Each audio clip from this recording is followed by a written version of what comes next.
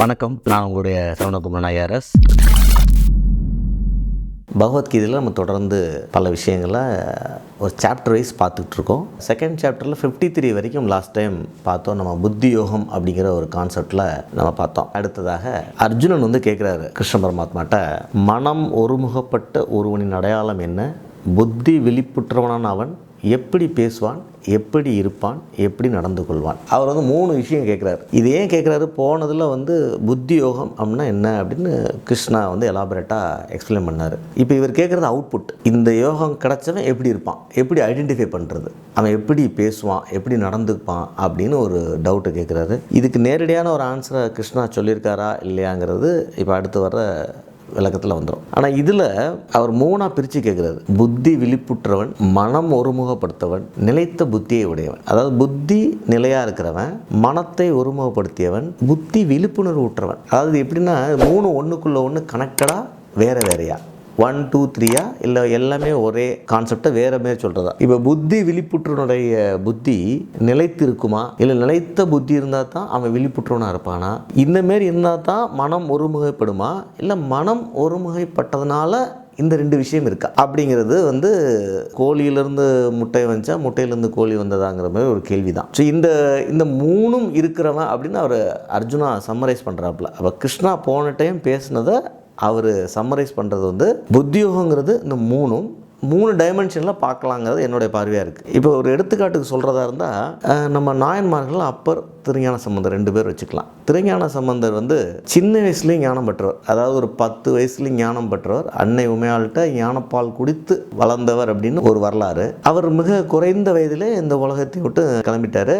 ஆனால் அதுக்குள்ளே பாடிய பாடல்கள் ஏராளம் அப்படின்னு சொல்லுவாங்க. இசை நயத்தோடு, பக்தி லயத்தோடு. அப்பர் பார்த்திங்கன்னா ரொம்ப லேட் பீரியடில் என்லைட்டன்மெண்ட்ங்கிற பேஸ்க்கு வராரு. பட் 80 வயசு வரைக்கும் இருக்கார். கடைசியில் எல்லா சிவன் கோயிலையும் நடந்து கடந்து நேராக கைலாயம் வரைக்கும் நடந்து போயிட்டதாக ஒரு வரலாறு உண்டு. இது நான் எப்படி பார்க்குறேன்னா, திருஞான சம்பந்தர் பிறக்கும் பொழுதே நிலைத்த புத்தியோடு பிறந்திருக்கார். புத்தி விழிப்புற்று பிறக்கிறார். அப்போ அவருக்கு நேச்சுரலாக அவுட்புட் மனம் ஒருமுகைப்பட்டு இறைவனோட ஒன்றி அப்படி பயணிச்சிட்டாருன்னு நான் பார்க்கணும். ஆனால் அப்பர் ரிவர்ஸில் மனத்தை ஒருமுகப்படுத்துகிற முயற்சியில் தொடர்ந்து பயணிக்கும் பொழுது அவருடைய புத்தி நிலைத்த புத்தியாக, புத்தி விழிப்புற்றதாக கடைசி காலங்களில் என்லைட்டன்மெண்ட் ஒரு 40 இயர்ஸ்க்கு மேலே அப்படி வச்சுக்கலாம். அதுக்கப்புறம் அதில் ரொம்ப நாள் ட்ராவல் பண்ணுறது. ஸோ இது எது முதல்ல வருது, எது 2வது வருதுங்கிறதுக்கு புரிஞ்சுக்கிறதுக்கு இது ஒரு இன்ட்ரெஸ்டிங்கான ஒரு விஷயமா இருக்கும் நான் பார்க்குறேன். சரி, எதுக்காக அர்ஜுனன் இதை பற்றி கவலைப்படணும்?